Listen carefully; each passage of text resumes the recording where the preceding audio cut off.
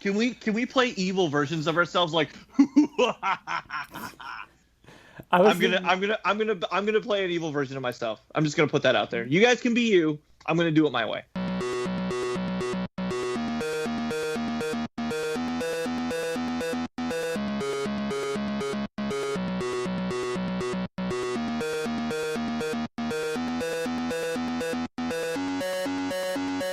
Hey everybody, and welcome to the Invincible podcast, probably the best superhero podcast in the universe. This is a show where friends get to sit around and talk all things Invincible, a comic book by Robert Kirkman, Corey Walker, and Ryan Ottley. I'm one of your hosts, Ryan. Joining me is TJ. Oh, hello, it's TJ. Hello, and Bill. Hi guys, rounding up the last of them. Oh, I had a moment there where I paused and I was like looking at you both on the screen here, and I was like, I wonder who I should say first. And I went with TJ. You win this. That's okay. This month. He deserves it. It's a good choice. How are you guys doing? Good. Yeah. I'm excited to finally be recording again. It feels like it's been forever. It really does. We are, for the listeners out there, things are starting to get like kind of head in a negative direction in our area in New York, as far as COVID is related. So we are back to Skype.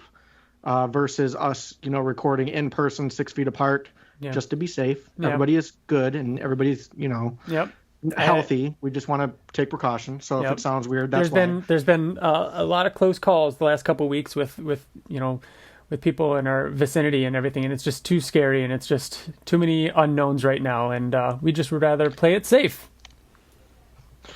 Speaking of which, of us being on Skype, how long have we been talking, like before this recording? Like, jeez, what, like a good 40 minutes to set up? Almost, yeah. Almost an hour, yeah. It doesn't feel like it though.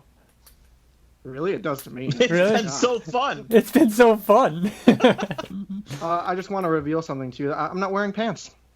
Really? At all? Yeah. Like any pants at all? Not even short kinds? I'm gonna reveal something to you, TJ. All those picture frames behind you have reflective glass, and we've known. Wow. The whole time. It's going to be a good episode for you. No, that's funny.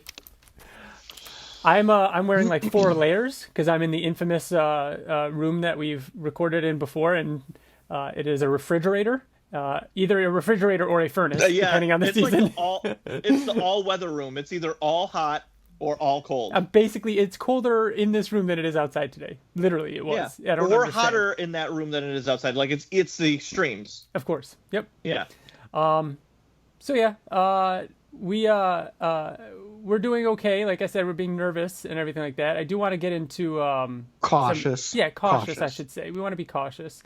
I want to get into the Invincible related news, and that reminds me, I'm not sick, but I feel like I have a fever coming, TJ, and I think I got it from you. Is it a little bit of a foil fever? I don't have anything foil. Oh my god. Is TJ, that a Kirkman reference? Yes. Okay. So TJ, you found this, what was it, on previews that Invincible is going to be releasing a reprint of issue 1 in foil? Yeah. So, I mean, our local comic shop, the comic shop that I go to, I have my pull list from there, and they have this cool thing where we have like our own online group, and they release like this article. Well, it's the previews article, which is public anyways. It's a previews article. So, and then you can tell them what you want ahead of time, so to make sure that they're going to have it the day of launch. And in that was a issue 1 gold foil variant, and I saw that. I'm like, it didn't have a picture to it though. No, it's still just and preview I'm image. like, what the fuck is this? And I posted it on Twitter, and I asked Kirkman and Sean Kirkham, and they both ignored me. Now it says it's what is it? Local Comic Shop Day, LCSD or whatever, right? Yeah. So it's for that, and I should probably pull it up, the release date for it. It's November 25th. Thank you. So that's only a couple weeks away. Do you want to make a guess? Because we won't know until we'll find out before the next recording. Do you think it'll be the original cover or the new cover that is the animated style? It'll be the new cover for sure. I don't think it will be the original. I agree it will be the animated series, even though don't. I mean, it's going to be forever until we get, the actual animated series. I feel like it's too soon to really put that out. But I mean, if it's local comic book day, then comic book shop day. I don't think it's too soon. They put out the fucking preview of the show like in the back of the issue. I'm going. This also makes me wonder, like, are they going to do? Because so this hasn't been announced. I saw it in a previews article, but I mean, Skybound hasn't said anything about it. Kirkman hasn't said anything about it, and I'm wondering. I mean, maybe it's not the fact that they haven't announced issue 1 coming out, or maybe it's the fact that they haven't announced the fact that they're going to do the same thing with Invincible than they're doing with Walking Dead and release it one by one. Jesus, man, that'd be so cool. Oh, if there was some sort of, I mean, they would have. It's a couple weeks away. They're not going to do an Invincible Deluxe and release it every 2 weeks and like have special features in the back and everything like that. I don't think that's happening. I think that the only reason they haven't said anything is because there's very little to say. It's just a promo for local comic shop day. There's not really much there. That's my only reason. Invincible is very widely sought after by Invincible fans. Like if you go to the vault sales, everybody's talking about Invincible. I also think that they'd probably wait until they have one. Like there is no image yet for it. They're probably going to wait until they have a decent image of it, looking like how it looks and everything. I don't know. Maybe. I'm thinking it's going to be the original cover. We just had a less than 2 months ago that free comic book day issue with that cover. They got to get something that looks at least a little different on the stands. I could see it both ways though. You want to promote the animated series. You want to get that out there as much as possible, especially if it is going to have the animated series screens in the back. But we also don't know how limited it's going to be though. That's true. We don't know. So I don't know. So I would prefer it if it was the original cover. Excuse me. I'd prefer it if it was the original cover. But I don't think it will be. Interesting. What comic book shop do you go to? Pulp 716. Oh, do you think they would still be open after the crossover? What? Segue? No, not yet. Okay. No, it would have been a nice segue, though. It would have been, but I've got a better segue. Speaking of that issue 1 cover, animated series cover, the Skybound Expo just happened, and in the vault sale, they actually had that issue 9.8 graded signed by Kirkman and Cory Walker.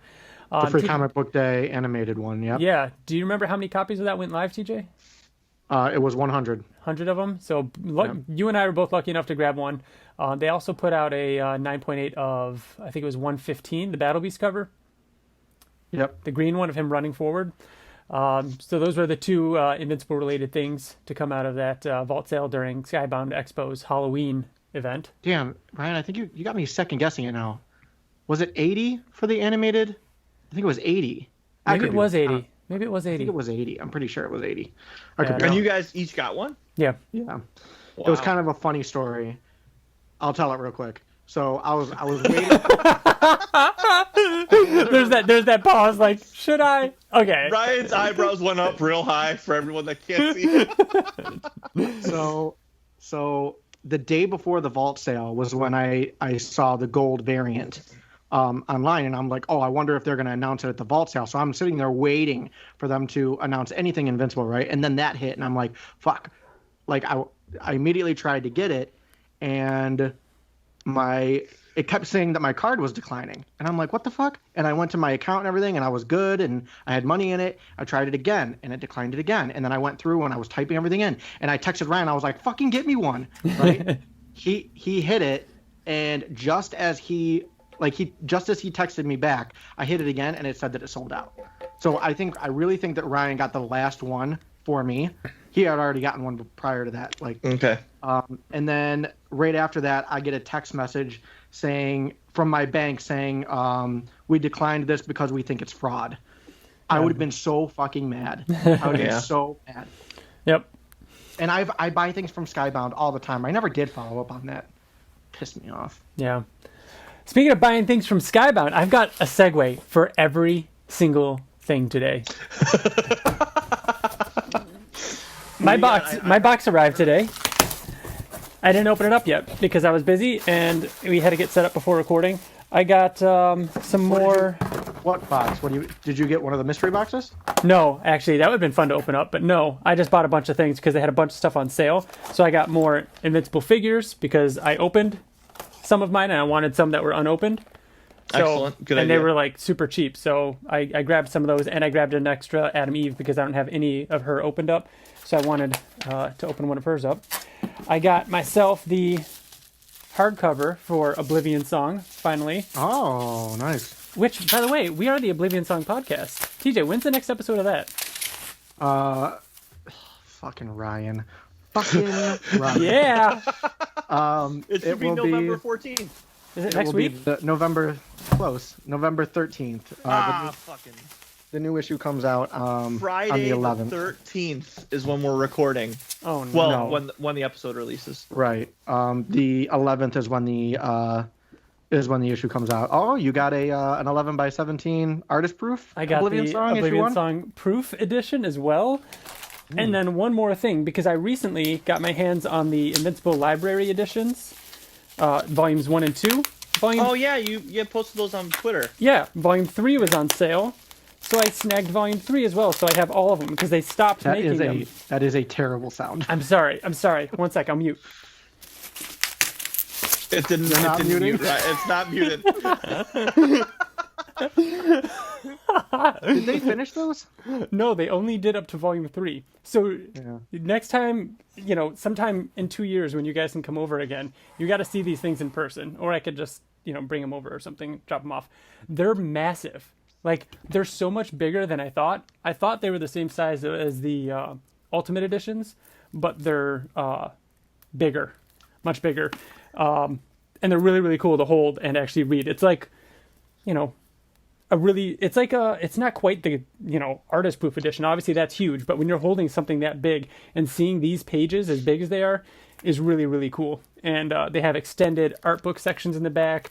At least the first one had a really cool intro by Robert Kirkman about like how it started, how Invincible started. And I had never read that before.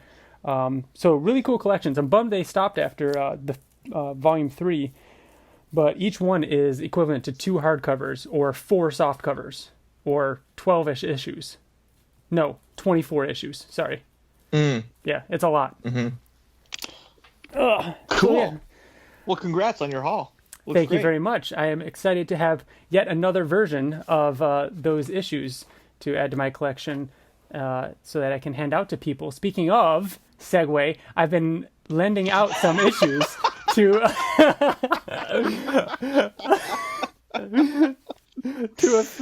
a friend at work. Okay. And is it our friend Mark? Yes, yeah.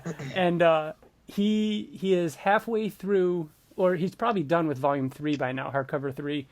And so he just recently, the last thing we talked about was how much he loves Angstrom and that issue and that whole thing, and it blew him away. I've given it to probably a dozen people at this point, and he's the first one that was like all in after reading volume 1, just volume 1, and he was all in. Like normally they're like, oh wow. yeah, I'm hooked, that's cool. He's already read Brit, Tech Jacket, like because he was so in. I'm like, all right, then you're gonna read them in the order, you know what I mean, that you should read them in to get like all the references and stuff. All in. He even has capes. Like he's like, I'm gonna read capes. I know. So it's been fun, kind of like being like, all right, here we go, and giving someone not just. Did he like Tech Jacket? Last I talked to him, he was halfway through Tech Jacket, but didn't tell me what he thought yet. But his favorite characters are Alan and Britt right now. Like he loves Britt and can't wait to read Britt volume 2 and 3. Oh, poor guy. Hey, volume 3 was good. 3 was awesome. 3 was fucking great. 2 is questionable, but the he also really, really liked Angstrom as a villain and everything like that. But yeah. So that's been really fun, and it's always, that's always one of the best feelings is sharing Invincible with somebody. Mm-hmm. You're waiting for it, aren't you? Is there another freaking segue? No, I'm not. Speaking of, okay. No, I'm not going to cross over into another segue.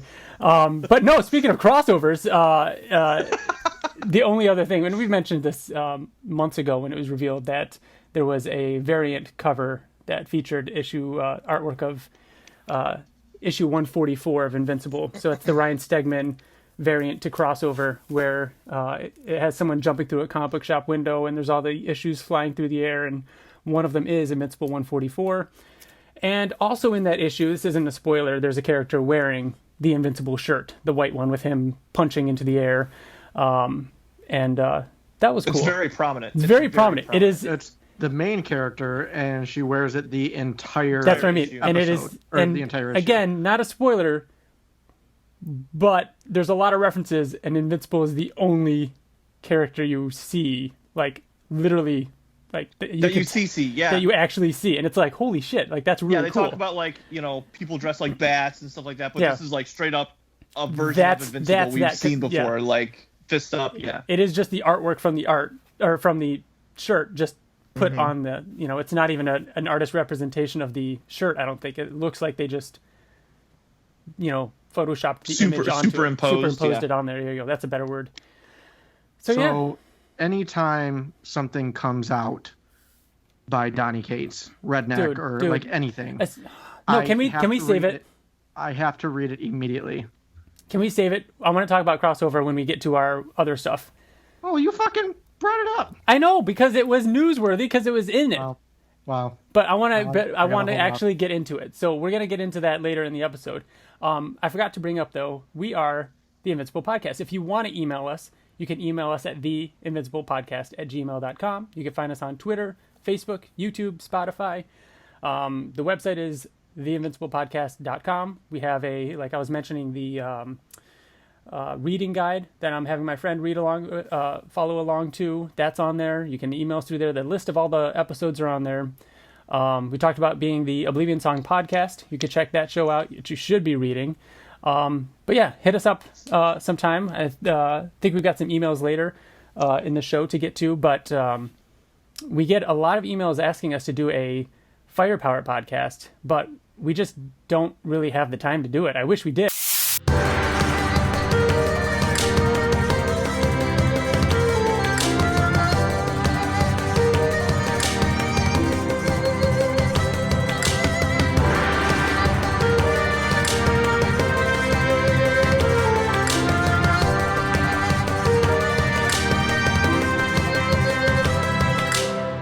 Hello, and welcome to the Firepower Podcast.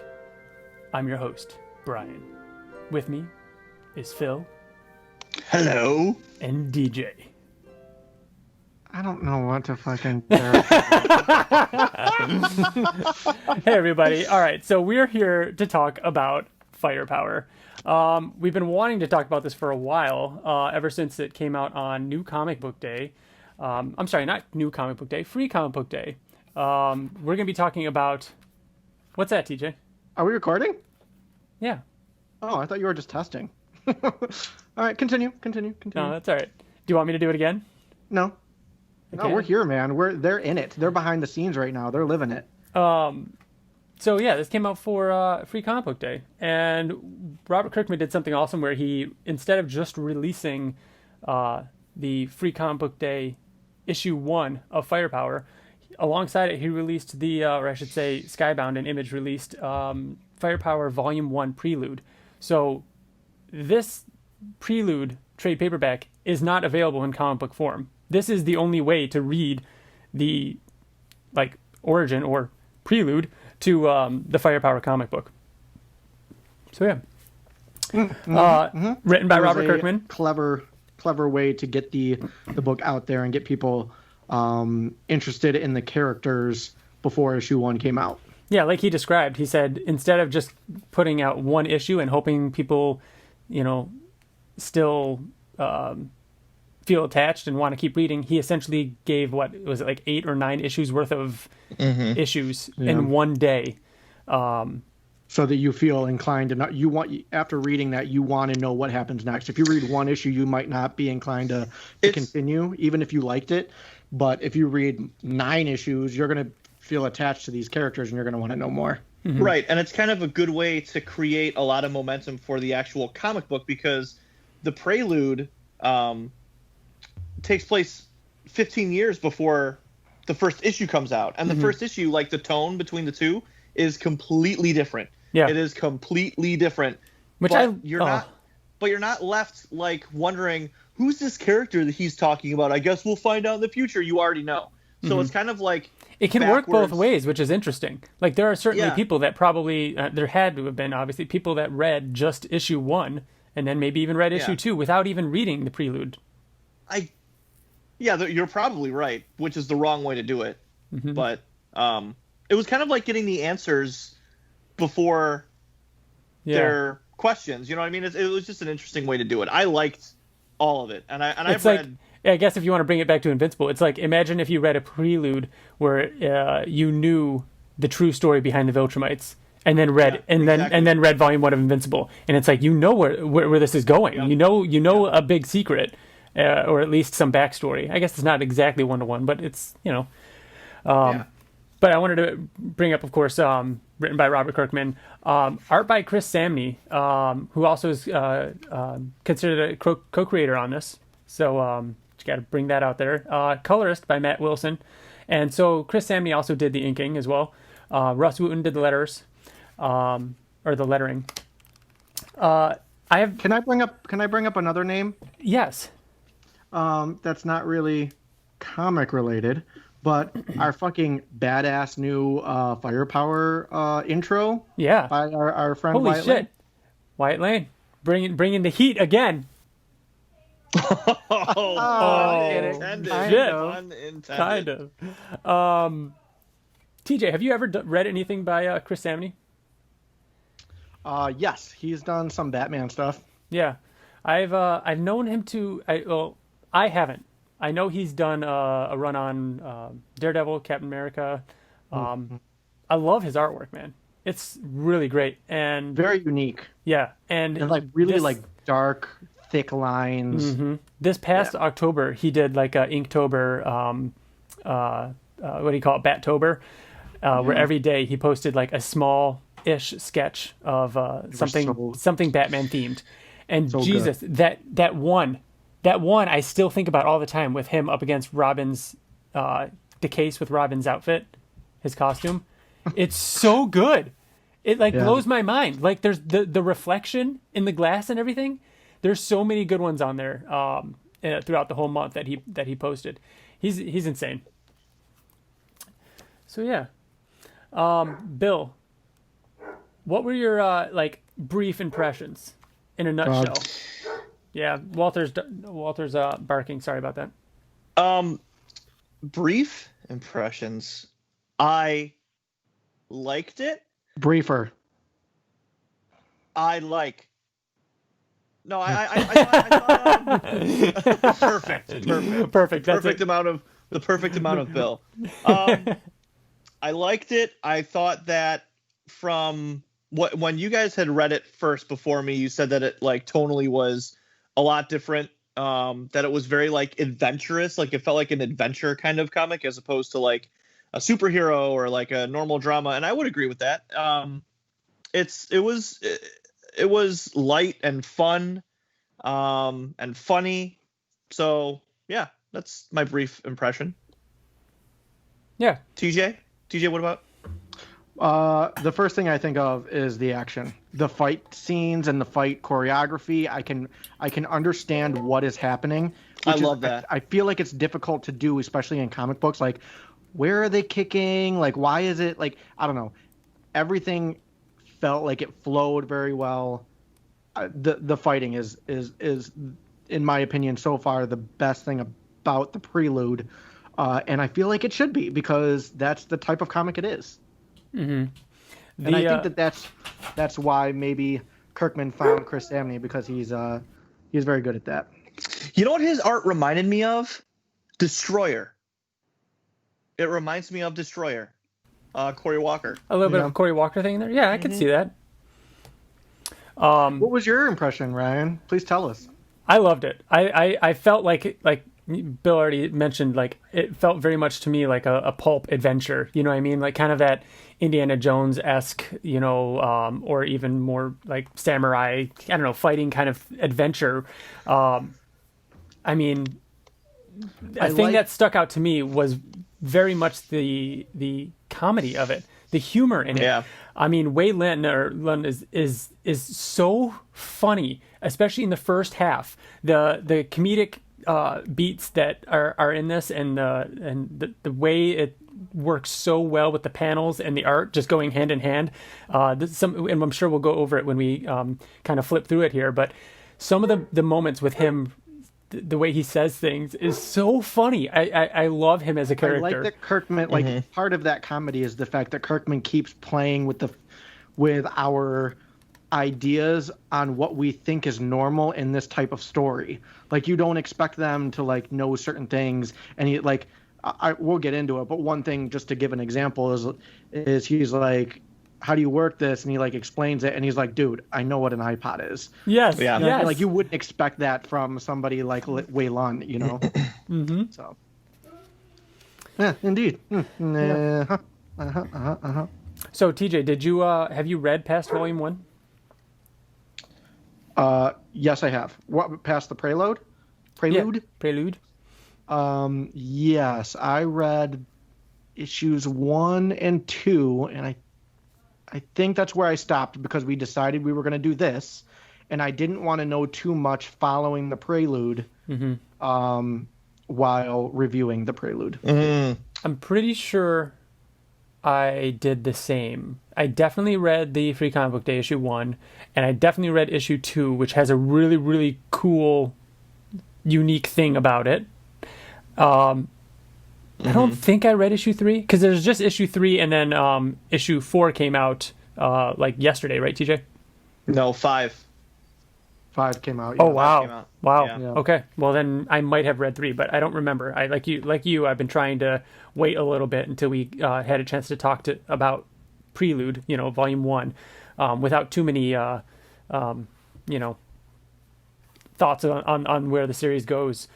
So yeah, you want to flip through a little bit? I loved the intro. My God, the silence of it, and like the second page, I mean, is a 2-page spread, and it's just beautiful. It's just awesome. I mean, I remember TJ, this was released as a preview, right? And you thinking it felt very very Batman Begins. Yeah, like exactly. Because in Batman Begins, almost the same thing happens right at the start, where Bruce Wayne, Ra's al Ghul comes to him and says, find this flower and take it up to the highest mountain, and he does just that. And when he gets there, he finally gets to the top of the mountain. Ra's is there, and he's like, fight me for your life. And he's like, I can barely stand. And he's like, death does not wait for you to be ready. Fuck, that's a good one. Oh, you're right. Son of a bitch, it's so good. But yeah, it's very similar to that. Mm-hmm. Him struggling. Go ahead, Bill. What I wasn't expecting was, when he's like walking through this tundra and he's out of food, he throws garbage, and then out of respect he picks up the garbage and packs it back in his bag, which I liked. But to TJ's point, when he gets there, the leader, Wyatt is his name, right? Mm-hmm. Makes him fight right away. And I was not expecting him to be good. I was not expecting him to have mastered anything. So that was a really cool surprise, the fact that he's already kind of a fucking kung fu master. And I loved that scene where he's like, "Oh, well, you know that Hungry Tiger? I learned that from this guy. Oh yeah, I taught him." And then there'll be another time where it's like, "Oh, you learned that from him? Oh, well, I taught so and so who learned it from me." Right. So this main character, he's already a force to be reckoned with. Mm-hmm. Which, is he, Bill? Is he a force to be reckoned with? Oh my Sorry, gosh, TJ. Just wanted to make fun of you there. Just wanted to make fun of you. Okay, yours is coming too. No, yours is coming. Go on. He's a force to be reckoned with. I'm sorry. Continue. No, that was it. That was my thought for the first couple pages. Mm-hmm. Oh, okay. Mm-hmm. The butterfly makes a reoccurring. We see it 2 more times within this. Yeah, they have their fight. The iPod was hilarious. TJ already mentioned that. And then we're skipping over something. What's that? So, what's the main character's name? Owen Johnson. And he makes fun of it. Your stupid American name. So, yeah, that's right. Don't insult me with it again. Yeah, don't insult my ears. so he's fighting the master, and they're, to your point, where they're talking about all these techniques, and then he lands a punch on him, and he asked where he learned it, and he said from you, and you find out that he's like a insanely fast learner. Like his memory, like he's almost got like one of those Ling Zan, Owen Johnson. I was sending you all the names. That helps. But he's almost like a Doctor Strange in that, like, whatever he sees or whatever he reads, he instantly remembers always. Oh yeah, you're right. You're right. He was learning his technique from fighting him, which is awesome. Mm-hmm. I like how Waylon is going through his bag before he finds the iPod, and he's just throwing out. He's like, "You're carrying all the trash," and he's like, "This is good though, because you're not leaving it on the mountain." But he's like, but it's still kind of foolish. Yeah, Waylon is also kind of like a force to be reckoned with too. So is he a force to be reckoned with? Yeah. He meets Ling Zan. Again, we are going to just absolutely butcher all these names. If you know us, we couldn't even correctly pronounce Viltrumite for 3 years. So we'll try our best. I apologize. But yeah, he meets Ling Zan and Ling Zan, and she teaches them how to steam the rice with their hands, showing for the first time that they're channeling some kind of fire power. And what else here? Yeah, that's when shortly after that he goes on the tour with Master Layne. And this makes an enemy too, right? Is this Juang here? Ma Guang. I think it's Ma Guang. Because she's helping him, and he's an outsider. Right. Yeah. So he's already made kind of an enemy there. Guang. Yeah, that is him. This tour that Master Layne gives is where there's a lot of really funny beats. This, like him showing him the basketball. This I don't know. The round ball goes in a hoop. It seems like a fun game, but I don't understand it entirely. I'm only kidding. I love basketball. Just all that kind of stuff. And then they pass a meditation. Yeah. Then they pass like a brick statue or tower. What would you even call it? It's a pillar. It's a pillar. I think it's a column. What's the difference between a pillar and a column? Is it a pole? It's definitely not a pole. Anyways, this gigantic. I agree with pillar. Big, brick that's pillar. Right. And it's got like a big chunk taken out of it, and like melted out of it. Yeah. Well, I guess it looks melted. I mean, it looks melted. All right. And Owen asks about it, and he says that's nothing, and they move on. They also pass a statue of someone. This is Master Shaw. He was the founder of the temple, and he is they say that he swore or vowed to stand guard as long as the temple stood. So he turned to stone, and it's foretold that he will emerge one day. And I love the scene here where he goes through and he's like, "The spring provides our water for drinking. You will never taste water as sweet." And Owen's like, "That's a colloquialism, right? Like there's no such thing as sweet water." He's like, "No, literally, it tastes like candy." And then just the way the art like just shows him drink and then just look straight up and then look over and Master Layne's like, "You should endeavor to be less gullible." It's so good. It's so good because you can't like reading sarcasm. I feel like it just works so well the way they do this. He's so sarcastic. It's hilarious. So yeah, they passed the dragon room. There's a guard standing out there, and he asks, "Is there a literal dragon in there?" Because it's like forbidden to go in there, and he kind of like he says like, "Why else would they?" He says, "This is the dragon guard," and he's like, "Is there a dragon in there?" And he's like, "I assume that I don't have to say that there's a dragon in there because I told you that this person is the dragon guard. So the fact that there's a dragon in there is implied." Yes. Moving on, library, laundry, food storage, and then sleep. There's been a few times where Owen, and he does again soon, but I just feel like bringing it up now, that he looks at a photo that you presume is a young version of him with his parents. While sleeping, he hears and sees Master Layne trying to, what we know now is to throw a fireball at this melted spot on this column. And Owen wants to help, but Master Layne sends him on his way. So the next day, Layne teaches. Go ahead, Bill. I was just gonna say, overall, my least favorite part of this comic is him shooting fire out of his hands. It is my least favorite thing, which is ironic because the comic is called Firepower.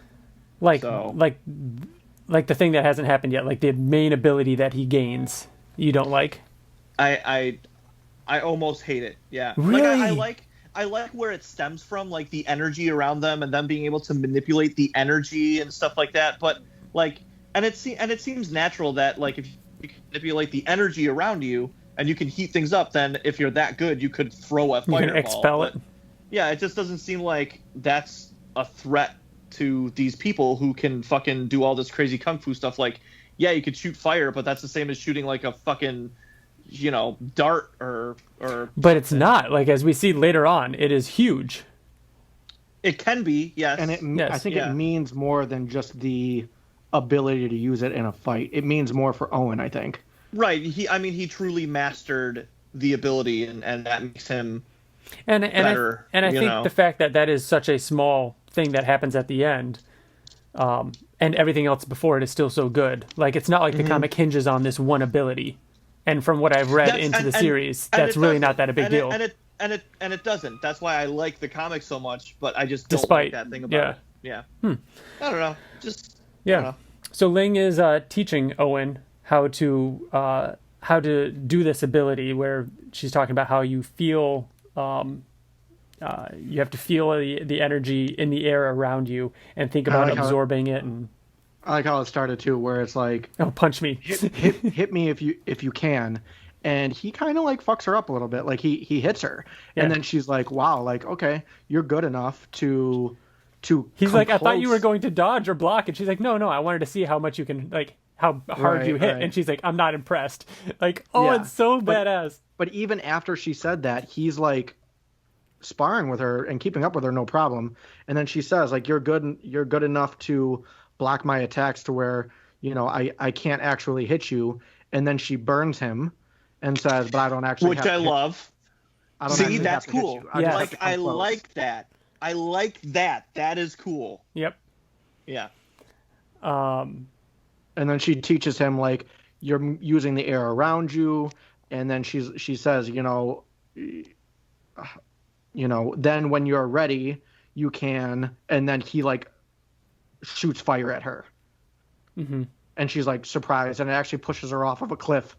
And then he grabs her, and then they like kind of hold each other, like, oh shit, love interest, and they're gonna do it. Right. Would you say? I mean, but you can't because it is forbidden. Yeah. Like he comes in there and smacks him. Yeah, he says she's kind of like she's a good fighter, right? She's like a force to almost be reckoned with, I think. Yeah. I don't know if I would go that far. Yeah. But she's a force. She's a force for sure. All right.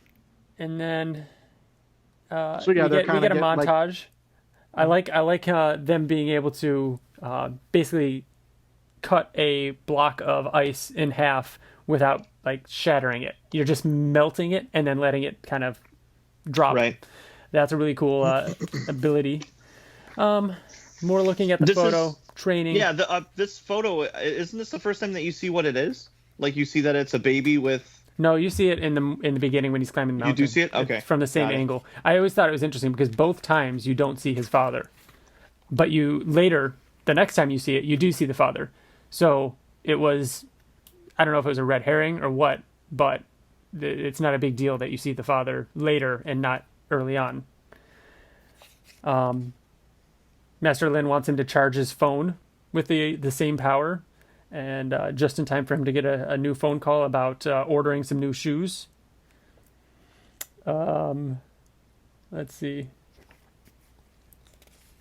Oh, he goes to the ceremony, which is him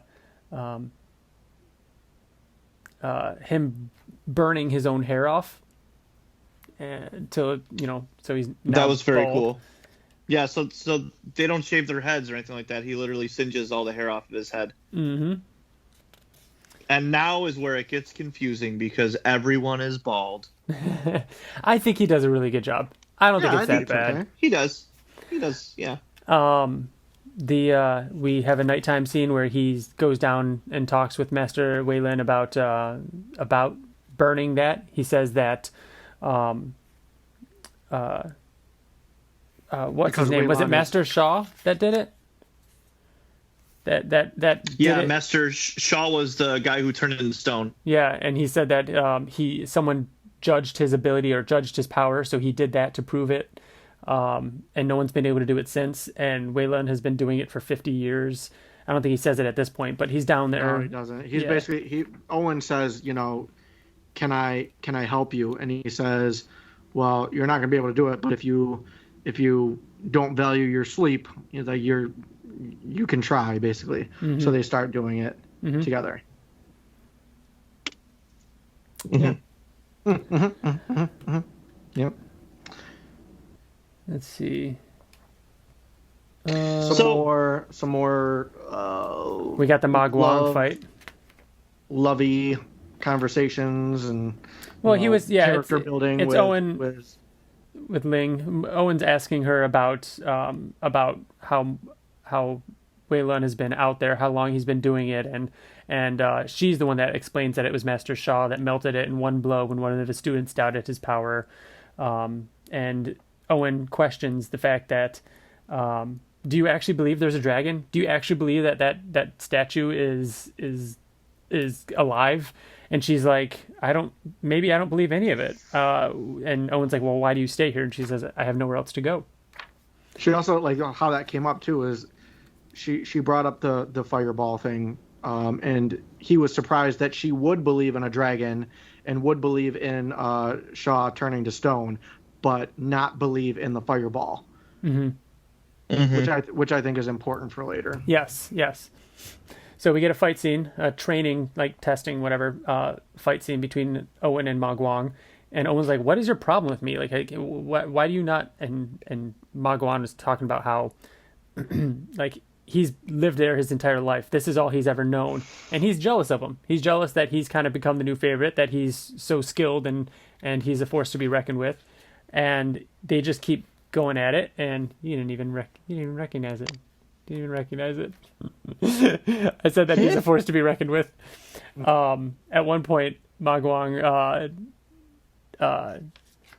basically does a throat shot. He hits Owen in the throat, and it's because Owen kind of played into his jealousy by saying I think I figured out why Wayland likes me more, and then he gets throat chopped. Yeah. Mm-hmm. Well, the big thing was, so then Owen's walking away after the fight's done, and they call it, and Magwang kicks him right in the back and kind of gets in trouble for it.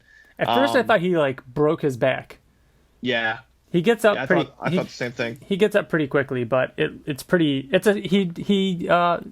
sucker punches, but sucker kicks him, with his back turned, and he immediately apologizes to Wayland, and he's going to be punished and everything like that. He gets in trouble, but in doing so, Owen drops the photo. Yeah. He drops the picture out of his pocket, and Magwang picks it up, and Owen is trying to get it back from him, but Magwang is being childish and trying to keep it away from him. And then Owen kind of I don't think he breaks his arm, but he grabs his arm and bends his elbow back and takes the picture from him. But Master Lun and Xiao Feng, they see the picture.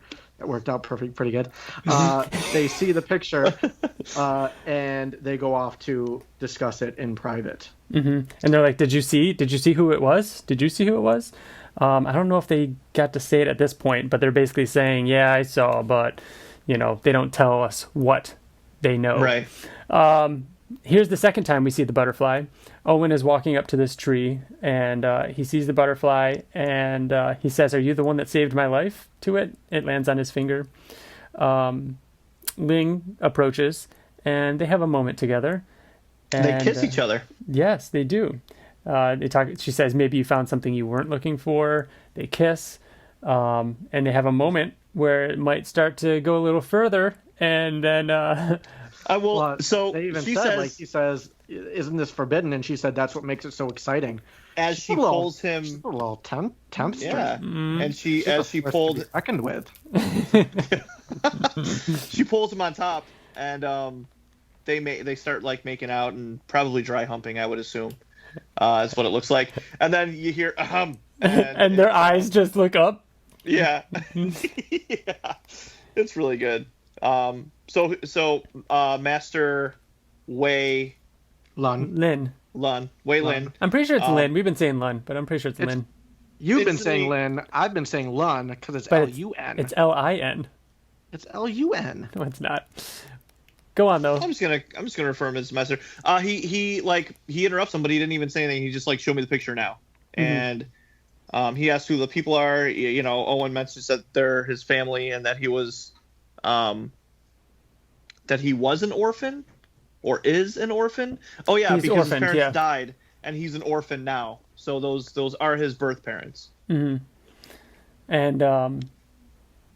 And he says that they gave up on me. And then Ling puts her hand on his shoulder, and Master Layne just immediately knocks her hand away. Enough of that. Forbidden. And yes, so sad. This is a familiar story. Skip to the interesting parts. Yeah. Ryan, I have confirmed it's L-U-N. Damn it. Voltramite. All right, it's Lun. Lun.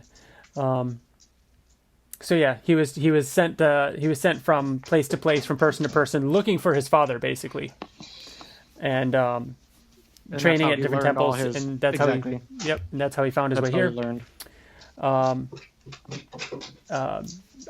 Ling realizes it, and he says, Master Lun says, "I have answers, but I don't think you want to hear them. You know where to find me." And Ling leaves, and then for the next several days, it looks like everybody's ignoring him and kind of giving him the cold shoulder. They know something he doesn't. So one night, while Master Lun is out there attempting to throw a fireball, he goes up to him and says, "Tell me everything." And over the next several pages, we learn that Owen's father and him were friends, that he trained his father. And his mother, unfortunately, was she was Scorched Earth tribe, and that's the a part of like their enemies. Yeah, he met your mother, a devil of a woman. She was a member of the Scorched Earth clan. Her tattoo, that's their mark. It's a sign of loyalty earned over time. He says, "I can only imagine what you have to do, the things you have to do, like the horrible things you have to do in order to earn one of those tattoos." Yeah. That proves your loyalty to them. Your father turned on us for her. He brought them in. It was the worst attack we ever sustained. And he talks about how that mountaintop has a prisoner inside, a prisoner who provides them with warmth. Its power warms us. It melts the hot springs and gives us our water. Were this prisoner ever to be released, it would destroy this world. This is what the Scorched Earth clan wants. They want everyone in it to burn. They are a cult, hell-bent on seeing it come to pass no matter the cost. So there's like your big exposition dump. Mm-hmm. Like that's what we're up against here. So yeah, Owen is upset about this. Clearly, we do see his father for the first time in this image of the picture where he goes to burn it. He and then changes his mind. Yeah, he begins to and then stops. Owen is fed up with everybody ignoring him. At one point, Ma Guang pushes him into the water, and he gets jumped and attacked by several of them, of his posse, and they chase him through the temple until the Dragon Keeper actually steps in to help him. But in doing so, leaves the door ajar.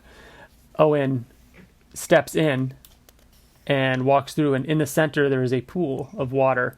He looks in it, looks around, and then suddenly Master Lun leaps in, jumps on him, and flips him out of the room, and then jumps out himself before slamming the door shut. I love this part too. Like, he's like, "What did you say?" And he's like, what do you mean? And he's like, tell me what you said, word for word. Word for word. Did you say? And he's like, I didn't say anything. He's like, are you sure? And he's like, yes. Yeah, I love that. That's like, really intriguing. That's really cool. That's like, because you'd expect like him to have heard something or like seen a vision and him to be like, what did you see? What did you hear? And it makes me think like, is it the kind of thing like it's very like it feels very Harry Potter or something like yeah. Did you like whatever you say comes true? You know what I mean? Like that's the first thing I thought of when this happened. I'm like, oh, does it like grant wishes or something? Yeah. Like what the fuck? Yeah. Which would be, I could totally see. I mean, obviously it would be very powerful. You don't want the enemy having that and all that. So yeah. And he says, are you sure? You were completely silent. Yes, I'm certain. Master Lun assures him that he will make sure everybody sees that, that you are true to who you are, and that your past doesn't define you. We get a great scene of Master Lun punishing all of Mogwang's. Is Koba thirsty? Drinking his water. Oh, you can hear him drinking. Koba, that's enough, bud. The Mogwang and all his pals are being punished by standing 1 foot on a pillar with the buckets of water hanging around their neck. And he calls Owen Johnson to his side and asks him, should their punishment be for 10 days or for 1? But if you say 1, there's going to be a sacrifice to be made or something. There's a cost. And Owen says, what is the cost? And he makes it so that it cuts to 1 day of punishment, but he has to join them in that punishment. And Mogwang's like, yeah, this changes nothing, but Owen's confident in his stance and that he knows that he says the shame that you feel in the idea that you would have said 10 days for me, and that shame is going to make things change eventually. Yes, exactly. So yeah, Owen's back out there trying to throw the fireball with Lun. This is when he asks him how many years have you been doing this, and Master Lun says 50. And then Owen's like, well, then I should quit. If you can't do this in 50 years, what hope do I have? There's a funny Karate Kid reference. Let's see, what was in this part? Then he's out. Are you looking for the Karate Kid reference? No, I'm just reading about what they're talking about. They have some really great dialogue here. I just don't want to read the whole thing. Right. I just wanted to find my parents. I wanted to know who they are. Now I do. So why am I still here? He's basically questioning what he's doing now that he knows. And then Master Lun says, then I beg you not to end your journey before you know what your destination might reach. I really like that. Yeah. So he wakes up the next morning. Things are feeling a little bit better. He goes to get some rice with Ling. They smile at each other. And then Master Lun appears out of nowhere and says, seriously, you two, forbidden. Please do not make me warn you two again. So good. We get some scenes of him doing various things, kind of a montage. And then he plays basketball with Mogwang. And it's kind of like he's playing normal, and then all of a sudden they all start breaking out these like kung fu moves, and he's like, oh, it's like that? And he's like, yeah, you can't keep up. And he's like, no, that's fine. And then he just starts fucking destroying everybody in basketball. And then they're sitting there, they're playing basketball, and then they look up in the sky, and like it looks like darkness is coming. And then Owen says, what is that? And then one of the others grabs an arrow. I think it's Guang. I think it's Mogwang, yeah. Grabs an arrow that almost hit Owen right in the face. And then arrows start raining from all directions, and he's like, they're firing blindly. We need to... And then it's like chaos for 20 pages. He says, we need to get, to a safe place before they can actually see us. Mm-hmm. Awesome 2-page spread of the airship.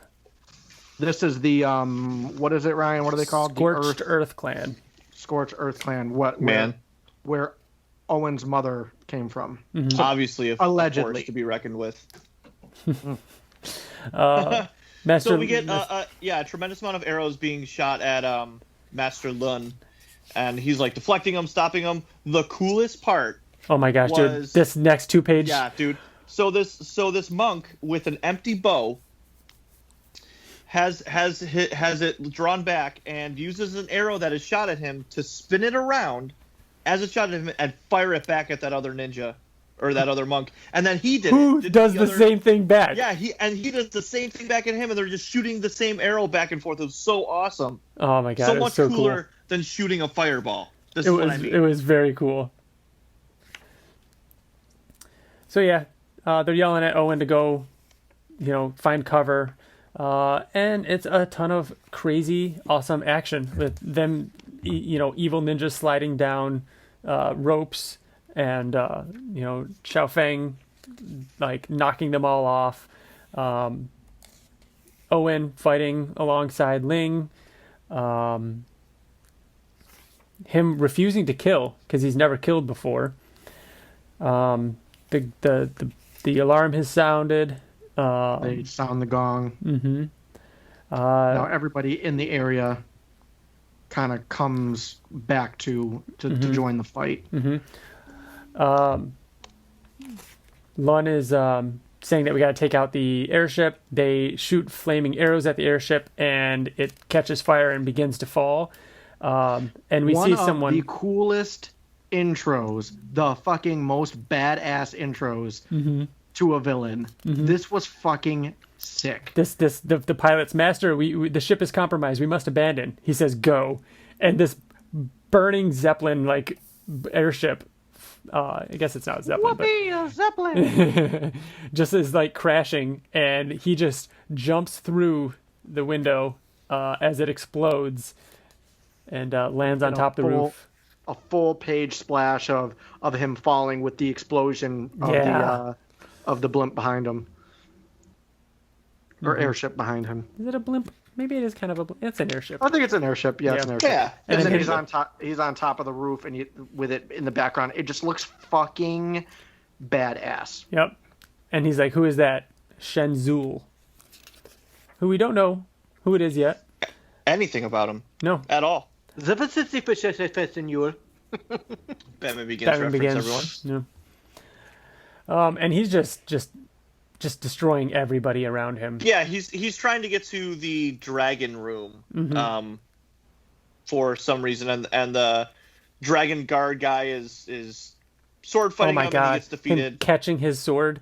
It just feels very like. And then him punching the helmet of the dragon keeper, and it just being a fist-sized dent in his head, and then blood pouring underneath the helmet. And he's obviously dead. He's gone. Yeah. Insane. He says, you don't have to do this, and it's just Master Lun standing there blocking his way. Are you sure about this, old man? I think the years might have finally caught up to you. So they have a history. You're slowing down with old age. They have a pretty sick fight, too. Tell me how proud you are, Sifu. Oh my gosh. What movie? It feels just like... It's Kung Fu Panda. Kung Fu Panda.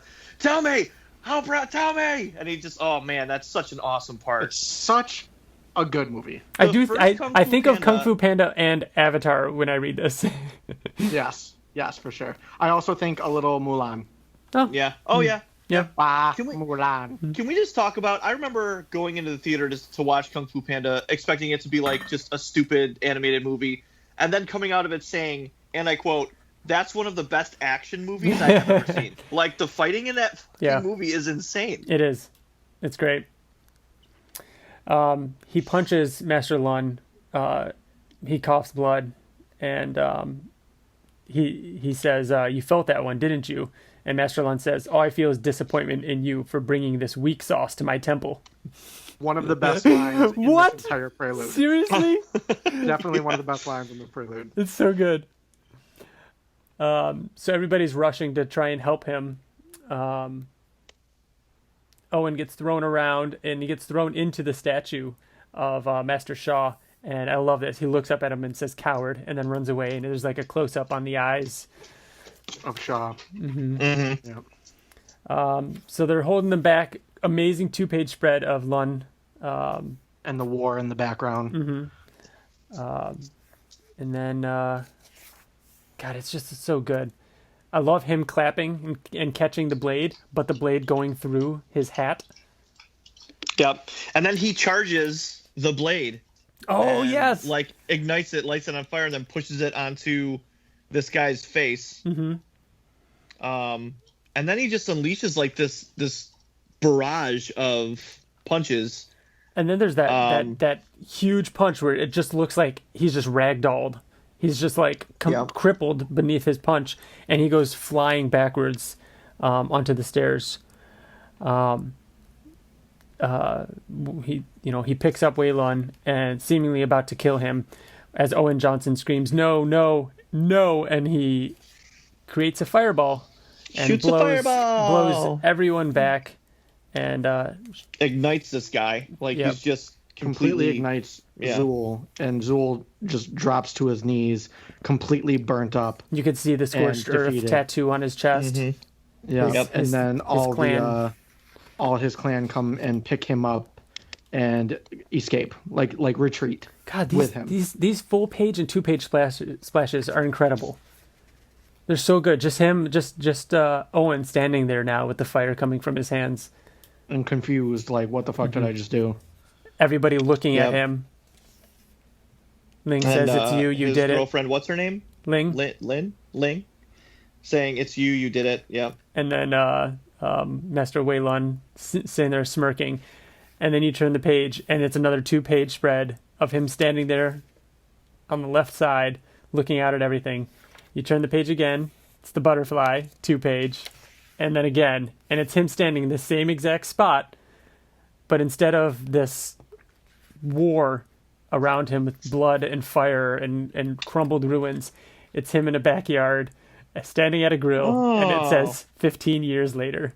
That's a really cool comparison. I didn't catch that. Dude. And it's the classic the new Skybound font for 15 years. Any kind of time lapse. That we see in Oblivion Song, and we saw it once in or I saw it in Redneck as well. It's brilliant. It's brilliant, dude. I could never have predicted that. I thought this is what the comic was about. I thought right here was what we were getting. So all the monk stuff and all the war and stuff like that. Yep. So questions that I mean, there's more to this comic. Do you want to just go through the next 3 pages? Well, No? All right, go ahead. It's just Owen. We can go through it. Owen has a family. Yeah, he has a family. His wife's saying, "Hey, did you check the pilot light? It's been acting funny." His son and daughter are in the house. There's the dog running around, and he's like, "Nope." And he goes out there and checks the igniter. It's not working, so he lights it with his fingertips. That he still has the firepower. Looks up in the tree, or you see up in the tree. There's a ninja watching him. He goes, turns the grill off, walks inside, looks over his shoulder back at the tree. The ninja is gone. He walks inside his house. To be continued. So, interesting. That's obviously his wife is not the love interest from... It's not Ling. That is not Ling. Yeah. I mean, at first... And we'll try and... is it just her with hair? We will avoid the future spoilers that we do know. Right. We know some things, but we don't need to talk about them. We're just talking about Volume 1. Mm-hmm. And TJ, what were you going to say? Just that there's obviously a lot that we don't know now. We started this review out by saying that it was cool that, we start out with this prelude, so we know so much going into the main story of issue 1. But at the same time, a 15-year lapse. In this prelude, we talked about how, Waylon asked Owen, please do not leave until you know your path forward. Well, obviously he left. We don't know why. Mm-hmm. We also don't know what's happened in that 15 years of him being at the temple. Did he have any more fights with the scorched earth? Did anything else happen with that? The status of his parents, because he asked if they were still alive, and Master Lund said that he didn't know, but he knows that it's forbidden to have children, so they probably got you out and deserted, essentially, and were killed for it. Yeah. And then obviously the more obvious stuff, like Ling, what happened with her, why aren't they together? Yeah. Yeah. Very cool. 15 years is a long time. Really long time. It's not 3 years, it's not 5. 15 is really long. So he's married. he has children. His children are like what, 12 maybe, the oldest one. I'd say like 10 and 13. 10, so like 13. So I mean, there's at least. Well, think about that. This is 15 years later. Right. So was he only there for 2? Was he only there for 2 more years before he left? That's what I'm saying. Is there's my still guess is some a year time or there. so. But either way, whether it's a year or 2 years, there's a lot of story that can be put in there. Like what happened. Right. Very cool. I'm so excited now because I'm starting to remember bits and pieces of issues 1 and 2, and I'm excited that we're doing this because now I can go and read them. And now the question is, do I wait 1 more month so I can read all of them in one volume, like 1 through 6? TJ, Yes. that's what you're doing? I wouldn't. I read up to 4, and then I bought 5 as well, and I just have it waiting, and I'm not going to be able to wait because I really liked 4. I mean, Bill, you've been reading it month to month. I stopped reading it month to month so that we could do this. Because you're already at 5, sure. That I get that. But Ryan, you and I like like you reading. might as well just wait and read it all together. I might. I've been reading so much better when you read it together. I've been reading a lot of comics lately. So there's like, so much. There's a lot out right now. So many comics. I'm excited to talk about more stuff. We've got some emails. I've got one, and you each have one. You guys, I sent them both to you, so you guys can just pick one. I'll start by, I've got one from Ray. Ray says, "Whoa, I've been begging for this episode. Need to get something in. Should have done it sooner to put more time and thought into it, but here it goes. The fact that the Prelude even exists is amazing. It felt like an entire movie in scope. You really get to know the characters and become attached ASAP. The artwork, awesome, especially the complex fight scenes. Samnee is great. The tone is unique, very Kirkman in the layout, pacing, and humor, etc. Lighthearted, but action-packed. Can't take it too seriously. It's a story about magic ninjas. Best part of the Prelude? The twist. Never saw it coming. It was so jarring. From ancient temple to suburbia, so many questions. Couldn't wait to get issue 1. First book I'm reading with my 10-year-old son in real time. He's done some Marvel and Super Dinosaur, but I was able to burn through issues. Now he knows the struggle of following a book through issues. Now he knows the struggle of following a book month to month. Also, we got to be the first letter in the letters column. He was really excited. That's awesome, man. Thanks for all you guys do and the great content you put out. Can't wait for the episode. Love, Ray." And I'm gonna send a little heart reply to that one. All right, and thanks, Ray. Bill and TJ, you got the next one? Go ahead, TJ. I'm going to take our good friend Wyatt Layne, who did our intro. He also did the intro for the Oblivion Song podcast. Indeed. He says, "Hey guys, I'm excited to hear all of your thoughts on Firepower. I'm really loving the series so far, and the first few issues following the Prelude have been excellent. Since it feels almost inevitable that Kirkman's projects will eventually get adapted into other mediums, my question is this: how do you predict Firepower will be adapted in the future, and which medium would you prefer? I think in one of the Skybound panels, Kirkman mentioned that he thought a Firepower video game would be cool, although it's possible I'm totally misremembering that. A video game would definitely be my first choice. Keep up the great work, Wyatt Layne."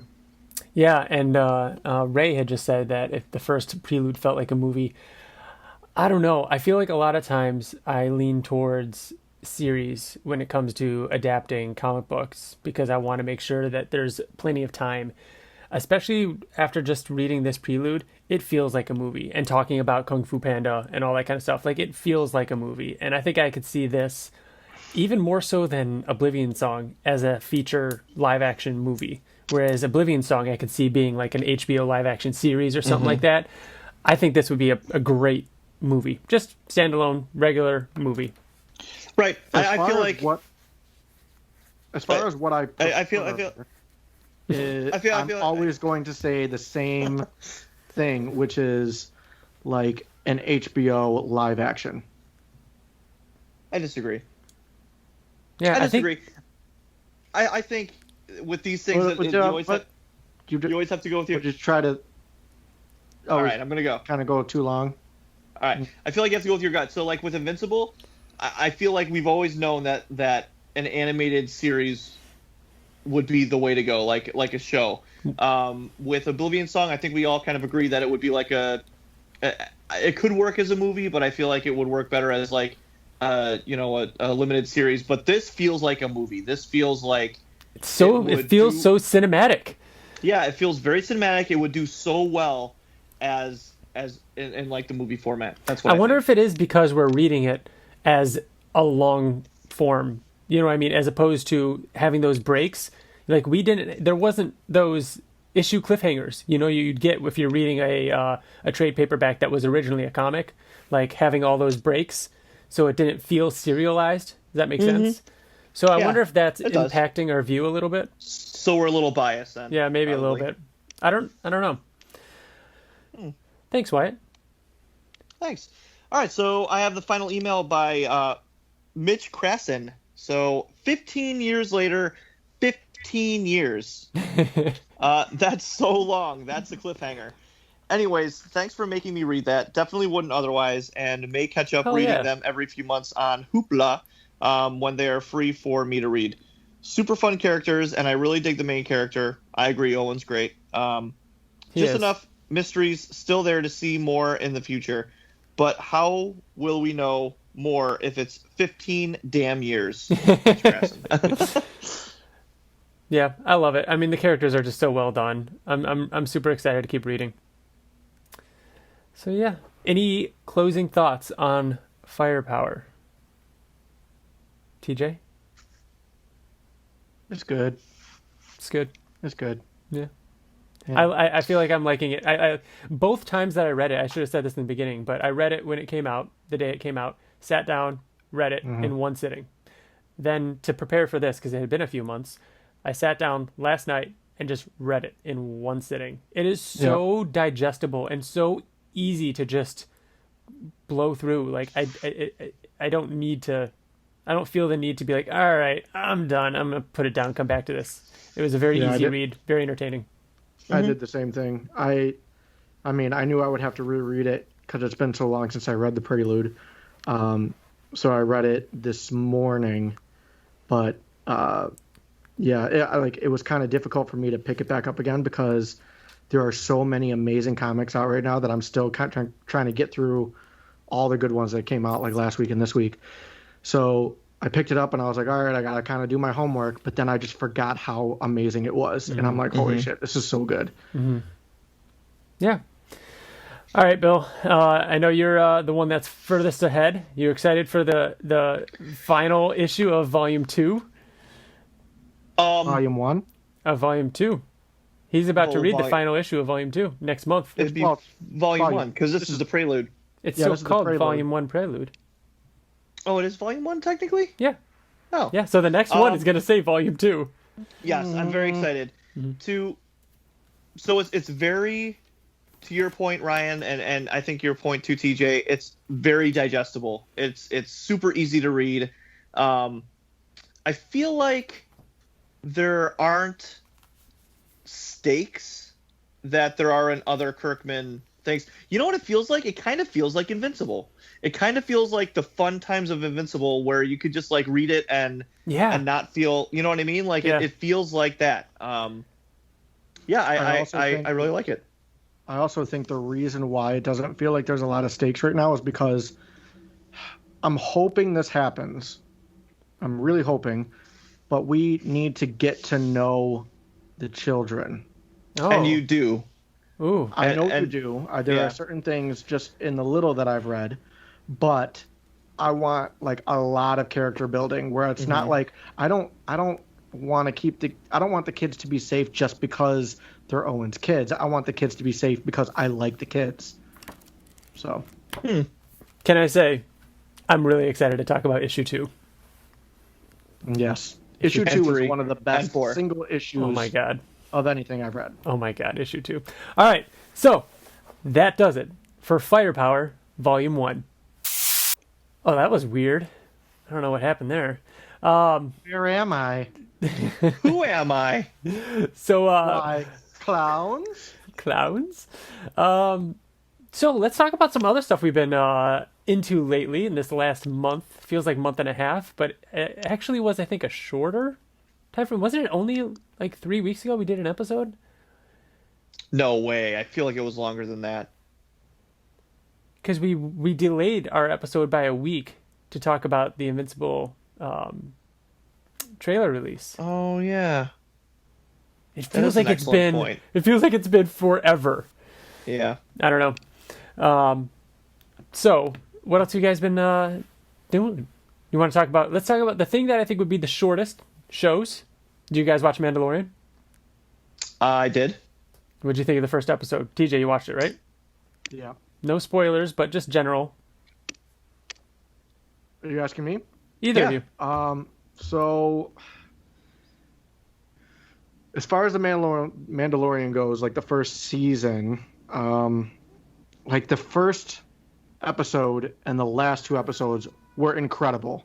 I'll be honest, I didn't really like the whole middle piece. I thought it was super boring. Mm-hmm. This season premiere of 2, I felt was kind of in that category. Like it was like, hey, there was an issue and he went and he solved that issue. It ended with kind of like maybe kind of a cool cliffhanger, but like I feel like you should know by now what this show is.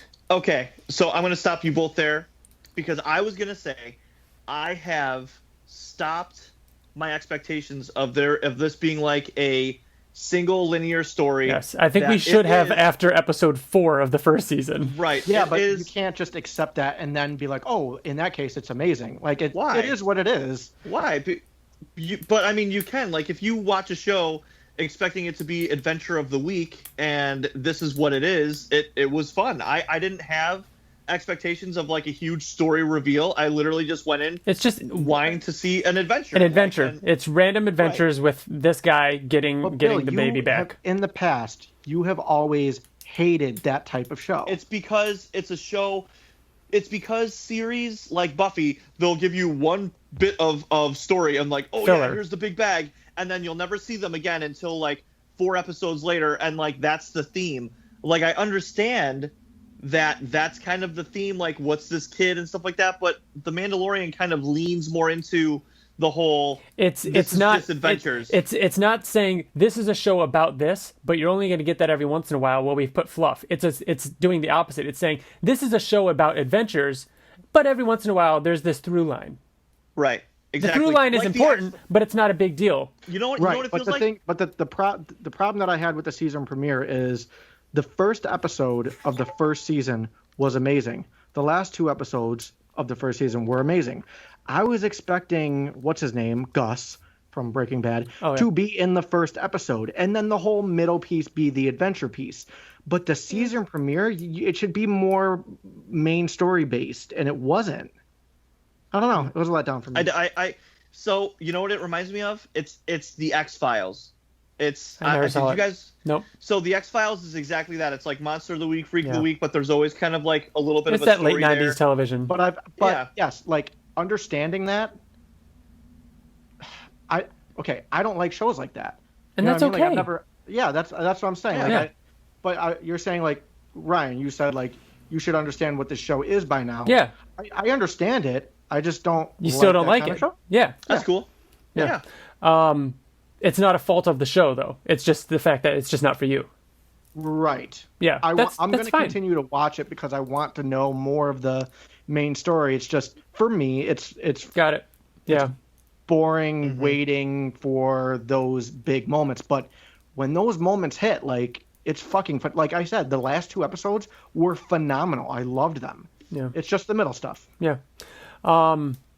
Other shows. Last time we were still kind of high on Invincible trailer, and we didn't really talk about The Boys. So we don't have to talk about too much here. But Bill, did you end up watching it? No. Oh my God. No. It's so much better than season 1. It's like crazy how much better it is than season 1. I'm not interested in it at all. That's amazing to me. I'm so tired of it. I'm so tired of it. Yeah. Wow. Yeah. TJ? I have The Boys. Am I crazy? No. I like The Boys a lot. It's very good. Yeah, it's very good. Bill, like the Billy Joel references alone in the second season make it it's so good. The thing I'll say though is if Bill didn't like the first season, I don't think he'll like the second. I thought the first season was okay. It kind of was like you, TJ, in the first season of Mandalorian.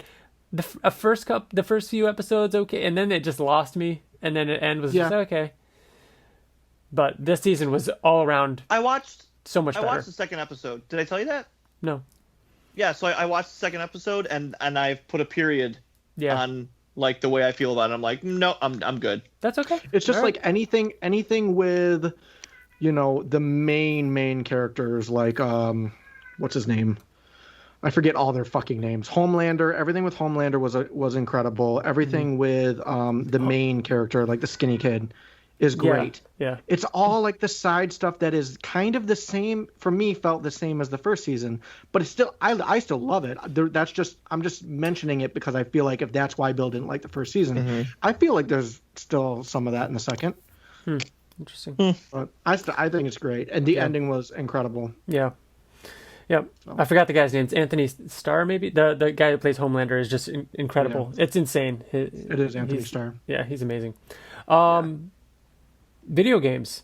Mine will be quick. I haven't played much the last week and a half or so. I've just been overwhelmed with everything, but still playing through some Avengers. Hoping for some more content in that. Did a little bit in Dreams on PlayStation, and I just bought like 3 games on PlayStation VR that I'm excited to check out because they have a big sale going on right now. So I'm going to play those. But that's it as far as games go. Haven't done too much else other than those.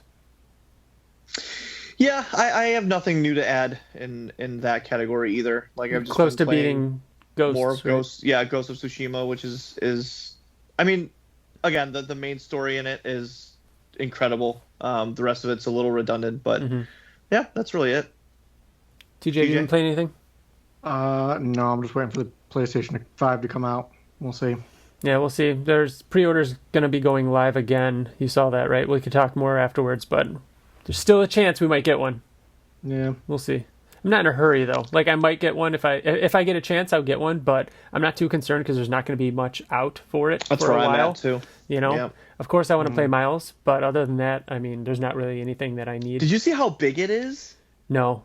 Comparatively? No. I watched the unboxing on IGN, and it's literally the console.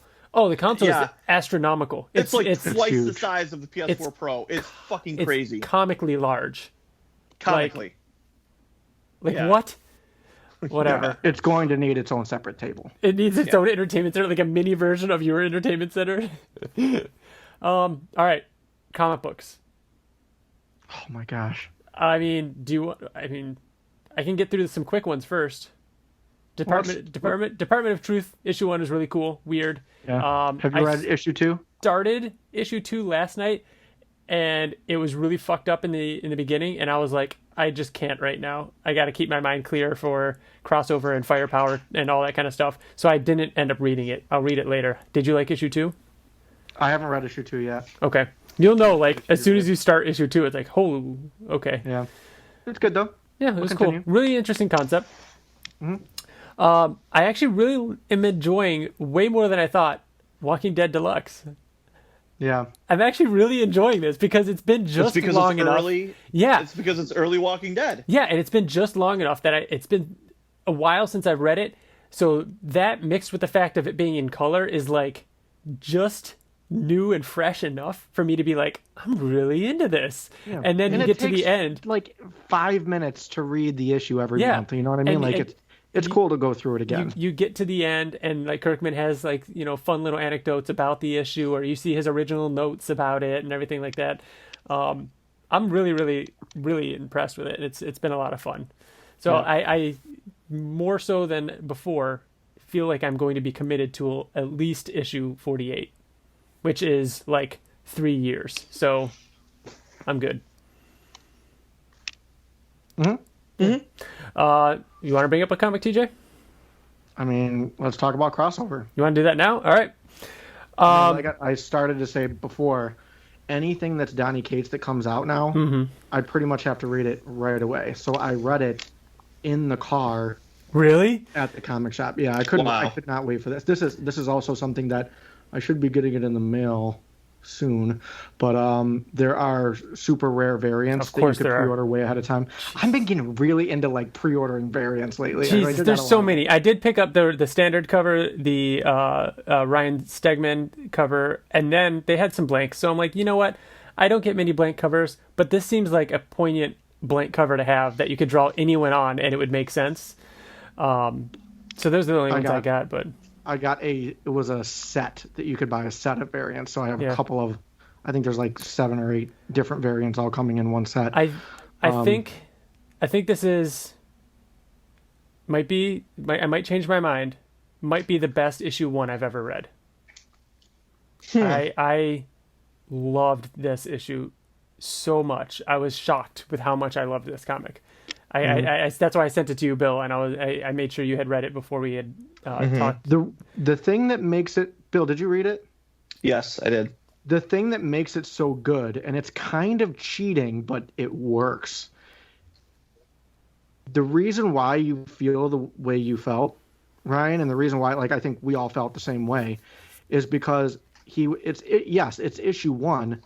But you already know these big names that he's talking about, and the ending was so incredible because you already know who that is. Yeah, you already know who it is. It's, as I was reading it, I was like, I know why fucking Ryan and TJ love this. It's because it's Ready Player One, but for comic books. Pretty much. I mean, it has that. It's literally. I didn't even make that connection. Yeah. It's probably going to be that. You know what I mean? I don't know what kind of the rights and stuff they're gonna get. I'm interested to see. But like the in-world. Like the references that are made in this, and not just like superhero, but like God hates masks, that billboard and everything like that, like the protesters outside, just everything about like the government and the way these people are viewed. It feels, I mean, a kid getting out of the bubble. It feels like immigration, and like there's some like really intense real world themes going on in this. The art style of it, obviously, with like the girl being like polka dotted, like classic art, like pop art. Right.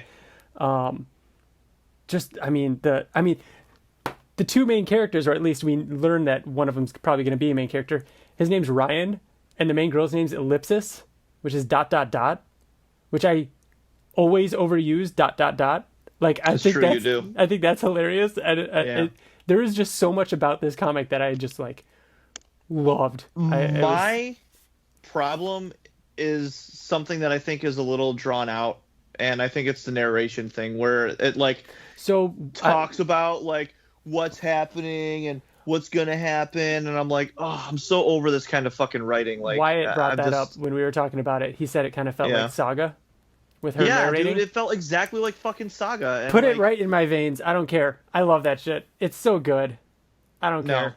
No. Come up with another way to fucking narrate and give me like the story. Well, I don't know. Yeah. I don't know. I was happy with it. Yeah. TJ, did you finish 3 Jokers? I still got to read the 3rd one. I haven't read it yet. Did you finish it? Oh, yeah. Bill. Oh. That was an awful sound. Did you finish it, Brian? I did. I thought it was good. I enjoyed it. It didn't like blow me away, but the art, I feel like it was one of those things where the art carried it more than the story for me. Yeah, and I could see that happening. Like one of the best artists in comics right now. Yeah, it's beautiful. It looks great. So yeah, that was fun. Anything else you guys been reading? No. Not noteworthy. What was it, TJ? I said I'm sure there is. I have a whole pile of comics that I've read. I read a lot of something else, but I'm going to save it for next month. Okay. We can also talk during Oblivion Song that will be out next week. Next Friday. That's right. So I think that's going to do it for us. Thank you so much for listening. I hope everyone enjoyed this episode. Remember, you can email us at theinvinciblepodcast@gmail.com. If you liked that weird intermission that happened with those, what was it? Brian? I don't know. Phil and TJ. If you guys want to hear more firepower, let us know, and we'll do a volume 2. But that does it. That does it for us. Remember, you can email us, like I said, theinvinciblepodcast@gmail.com. The song that you heard, and I'm going to play it again right now. It might even be playing as I'm speaking. It's called Into the Fire by Wyatt Layne. You can find his music over at SoundCloud, Apple Music, and Spotify. And that does it for us. We'll be back next month with a guest. Someone who's never been on the show before, if all goes according to plan. We'll see you then. Have a good one. Bye. Good night, everyone. Oh, goodbye to you.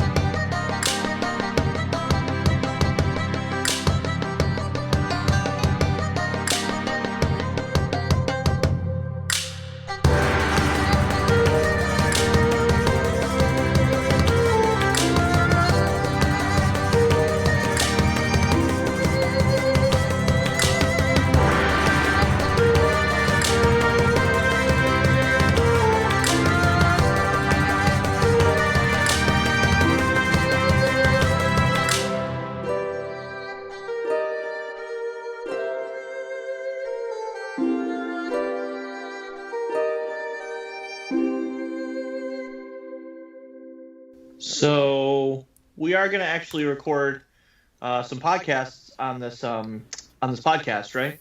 Mm-hmm. What movie? What movie, TJ?